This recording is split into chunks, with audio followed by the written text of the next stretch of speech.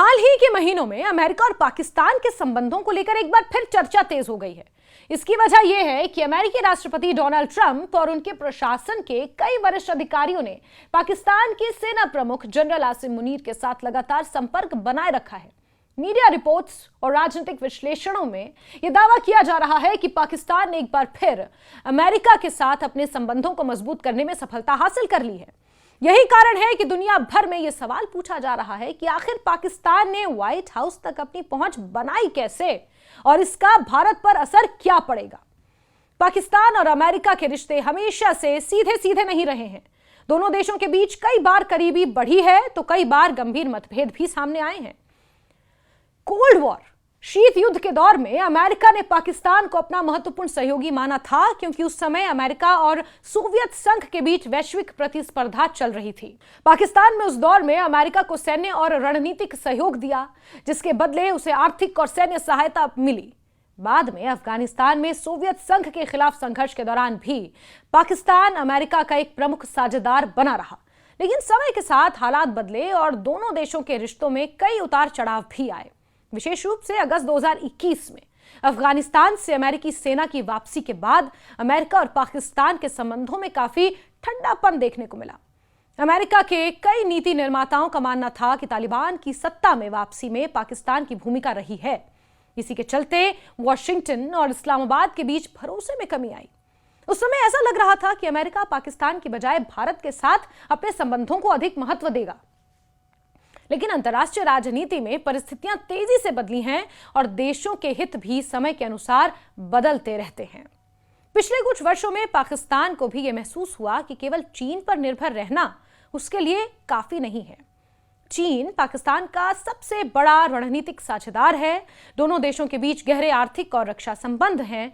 फिर भी पाकिस्तान को यह समझ में आया कि वैश्विक स्तर पर प्रभाव, निवेश, वित्तीय सहायता, सैन्य सहयोग, अंतर्राष्ट्रीय संस्थाओं में समर्थन प्राप्त करने के लिए अमेरिका का महत्व अभी भी बहुत बड़ा है। यही वजह है कि पाकिस्तान ने अमेरिका के साथ अपने संबंधों को फिर से मजबूत करने की दिशा में प्रयास शुरू किए। विश्लेषकों का मानना है कि पाकिस्तान ने इस बार केवल सरकारी स्तर पर ही नहीं बल्कि राजनीतिक और रणनीतिक स्तर पर भी अपनी पहुंच बढ़ाने की कोशिश की। इस्लामाबाद ने अमेरिका में प्रभावशाली लॉबिस्टों और सलाहकारों की मदद ली, जिसके संबंध ट्रंप प्रशासन से जुड़े माने जाते हैं। इसके अलावा पाकिस्तान ने अपने प्राकृतिक संसाधनों, विशेष रूप से महत्वपूर्ण खनिजों के क्षेत्र में सहयोग की संभावनाएं भी सामने रखी। दुनिया में आज लिथियम, तांबा और अन्य महत्वपूर्ण खनिजों की मांग तेजी से बढ़ रही है, क्योंकि इनका उपयोग इलेक्ट्रिक वाहनों, बैटरियों और आधुनिक तकनीकी उद्योगों में होता है। पाकिस्तान ने इन क्षेत्रों में निवेश और साझेदारी की संभावनाओं को अमेरिका के सामने प्रस्तुत किया है। इसके साथ ही पाकिस्तान ने नई तकनीकों और उभरते आर्थिक क्षेत्रों में सहयोग की बात भी की है। बिटकॉइन माइनिंग, डिजिटल इंफ्रास्ट्रक्चर, तकनीकी निवेश जैसे विषयों को भी दोनों देशों के बीच संभावित सहयोग के क्षेत्रों के रूप में देखा गया। पाकिस्तान यह संदेश देना चाहता था कि वो केवल सुरक्षा और आतंकवाद से जुड़े मुद्दों तक सीमित नहीं रहना चाहता, बल्कि आर्थिक और तकनीकी साझेदारी भी विकसित करना चाहता है। इस पूरी प्रक्रिया में पाकिस्तान सेना प्रमुख जनरल आसिम मुनीर की भूमिका काफी महत्वपूर्ण मानी जा रही है। पाकिस्तान की राजनीति और विदेश नीति में सेना का प्रभाव लंबे समय से महत्वपूर्ण है। यूं कहा जाए कि सेना का ही प्रभाव है तो गलत नहीं होगा। इसीलिए जब अमेरिका के वरिष्ठ अधिकारी सीधे सेना प्रमुख के साथ बातचीत करते हैं तो उसे एक बड़े संकेत के रूप में देखा जाता है। हाल ही के महीनों में मुनीर और अमेरिकी अधिकारियों के बीच कई मुलाकातें हुई। इस दौरान ट्रंप द्वारा उनकी सार्वजनिक प्रशंसा ने भी लोगों का ध्यान आकर्षित किया है। जब किसी बड़े देश का शीर्ष नेता किसी विदेशी सैन्य अधिकारी की खुले तौर पर तारीफ करता है तो उसका राजनीतिक और कूटनीतिक महत्व बड़ा माना जाता है। कुछ विश्लेषकों का यह भी मानना है कि ट्रंप की राजनीतिक शैली पारंपरिक अमेरिकी नेताओं से अलग है। वो अक्सर व्यक्तिगत संबंधों और सीधे संवाद को महत्व देते हैं। ऐसे में पाकिस्तान ने व्यक्तिगत स्तर पर संबंध मजबूत करने की रणनीति अपनाई, जो ट्रंप प्रशासन के साथ प्रभावी साबित होती दिखाई दे रही है। हालांकि यह भी सच है कि अमेरिका की विदेश नीति केवल व्यक्तिगत संबंधों के आधार पर नहीं चलती। वहां कांग्रेस, रक्षा विभाग, विदेश विभाग और खुफिया एजेंसियों की भी महत्वपूर्ण भूमिका होती है।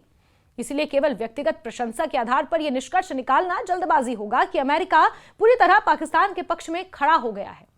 जहां तक ईरान और अमेरिका के बीच तनाव का सवाल है, पाकिस्तान ने हाल ही के समय में संतुलित भूमिका निभाने की कोशिश की है, मध्यस्थता करने की कोशिश की है। पाकिस्तान की भौगोलिक स्थिति उसे मध्य पूर्व, दक्षिण एशिया और मध्य एशिया के बीच एक महत्वपूर्ण देश बनाती है। ईरान के साथ उसकी सीमा भी लगती है, अमेरिका के साथ उसके संबंध हैं। ऐसे में पाकिस्तान ने कई बार खुद को एक ऐसे देश के रूप में प्रस्तुत करने की कोशिश की है जो विभिन्न पक्षों के बीच संवाद को बढ़ावा दे सकता है। यदि किसी मुद्दे पर पाकिस्तान की मध्यस्थता या संवाद स्थापित करने की कोशिशों की सराहना हुई है तो इससे उसकी अंतर्राष्ट्रीय छवि को कुछ लाभ जरूर मिला होगा। और अगर भारत के दृष्टिकोण से यह पूरा घटनाक्रम समझें तो स्वाभाविक रूप से यह महत्वपूर्ण है। भारत और अमेरिका के संबंध पिछले 2 दशकों में लगातार मजबूत हुए हैं। रक्षा, व्यापार, प्रौद्योगिकी, ऊर्जा, शिक्षा, इंडो पैसिफिक क्षेत्र की रणनीति जैसे अनेक क्षेत्रों में दोनों देशों के बीच सहयोग बढ़ा है। आज भारत को अमेरिका का एक महत्वपूर्ण रणनीतिक साझेदार माना जाता है। इसलिए अमेरिका और पाकिस्तान के बीच बढ़ती बातचीत का अर्थ ये नहीं है कि अमेरिका भारत से दूरी बना रहा है। अंतर्राष्ट्रीय राजनीति में बड़े देश अक्सर एक साथ कई देशों के साथ संबंध बनाए रखते हैं। भारत को ही ले लीजिए, ईरान और अमेरिका दोनों के साथ भारत के रिश्ते अच्छे हैं। अपने हितों के अनुसार संतुलन स्थापित आजकल किया जा रहा है। यही वैश्विक रणनीति है। फिर भी भारत के नीति निर्माताओं के लिए यह एक संकेत अवश्य है कि उन्हें बदलते वैश्विक समीकरणों पर लगातार नजर रखनी होगी। यदि पाकिस्तान अमेरिका के साथ अपने संबंधों को सुधारने में सफल होता है तो उसे कुछ आर्थिक, सैन्य या कूटनीतिक लाभ जरूर मिल सकते हैं। ऐसी स्थिति में भारत को अपने राष्ट्रीय हितों की रक्षा के लिए और ज्यादा सक्रिय कूटनीति अपनानी होगी। भारत पहले की तुलना में कहीं ज्यादा मजबूत आर्थिक और सामरिक शक्ति बन चुका है। उसकी वैश्विक प्रतिष्ठा बढ़ी है।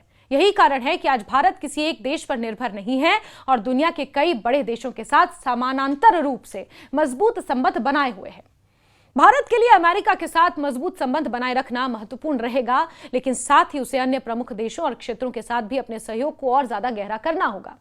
रूस के साथ रक्षा और ऊर्जा संबंध, यूरोप के साथ व्यापार और तकनीकी संबंध और इंडो पैसिफिक के क्षेत्र में रणनीतिक साझेदारियां भारत की विदेश नीति के महत्वपूर्ण स्तंभ बन चुके हैं। ब्रिटेन, जर्मनी, फ्रांस, कनाडा जैसे देशों के साथ भी भारत लगातार अपने संबंध मजबूत कर रहा है। इससे भारत को वैश्विक मंच पर अधिक संतुलन और स्वतंत्र भूमिका निभाने में मदद मिलती है। यह कहना उचित होगा कि अमेरिका और पाकिस्तान के बीच हाल ही में दिखाई दे रही नजदीकियां अंतर्राष्ट्रीय राजनीति के बदलते समीकरणों का हिस्सा जरूर हैं। पाकिस्तान ने अपने रणनीतिक महत्व, कूटनीतिक प्रयासों और सैन्य नेतृत्व के जरिए वॉशिंगटन में अपनी प्रासंगिकता को फिर से स्थापित करने की कोशिश की है। दूसरी ओर अमेरिका भी अपने क्षेत्रीय और वैश्विक हितों को ध्यान में रखते हुए पाकिस्तान के साथ संवाद बनाए रखना चाहता है। हालांकि इतिहास बताता है कि अमेरिका पाकिस्तान संबंध हमेशा स्थिर नहीं रहे हैं और समय समय पर इनमें बड़े बदलाव आते रहे हैं। भारत के लिए सबसे महत्वपूर्ण बात यह है कि वो अपनी आर्थिक शक्ति, सैन्य क्षमता, कूटनीतिक प्रभाव को लगातार बढ़ाता रहे। आज का भारत अतीत की तुलना में बहुत ज्यादा आत्मविश्वासी और सक्षम है। इसलिए अमेरिका और पाकिस्तान के बीच बढ़ती नजदीकियों को केवल चिंता के नजरिए से देखने की बजाय एक रणनीतिक चुनौती के रूप में समझना जरूरी है। बदलती वैश्विक राजनीति में वही देश सफल होता है जो अपने हितों को समझते हुए सभी प्रमुख शक्तियों के साथ संतुलित और व्यवहारिक संबंध बनाए रखे। भारत के पास आज यही अवसर है कि वो अपनी मजबूत स्थिति का लाभ उठाकर विश्व राजनीति में और ज्यादा प्रभावशाली भूमिका अदा करे।